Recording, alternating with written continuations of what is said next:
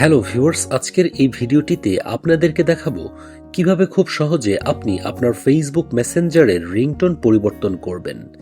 একটুও স্কিপ না করে সম্পূর্ণ ভিডিওটুকু অত্যন্ত মনোযোগ দিয়ে দেখার চেষ্টা করবেন। ভিডিওতে লাইক দেবেন ও আমাদের চ্যানেলটি সাবস্ক্রাইব করবেন। তো চলুন শুরু করা যাক।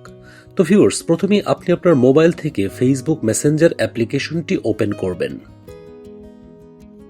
এরপরে একদম নিচের ডান দিকের কোণার 3 লাইন মেনু দেখতে পাচ্ছেন।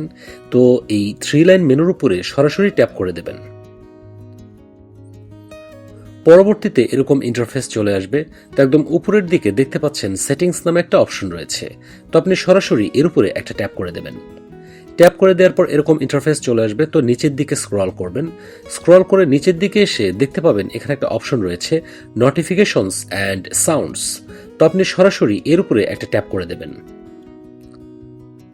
ট্যাপ করে দেওয়ার পর এরকম ইন্টারফেস চলে এসেছে। তো এখানে দেখতে পাচ্ছেন অনেকগুলো অপশন রয়েছে। তো আপনি একটু নিচের দিকে স্ক্রল করবেন। তো এখানে রিংটোন নামে একটা অপশন রয়েছে। তো আপনি সরাসরি এর উপরে ট্যাপ করবেন। ট্যাপ করার পর একদম উপরে দেখতে পাচ্ছেন মেসেঞ্জারের যে ডিফল্ট রিংটোন সেটা এখানে রয়েছে।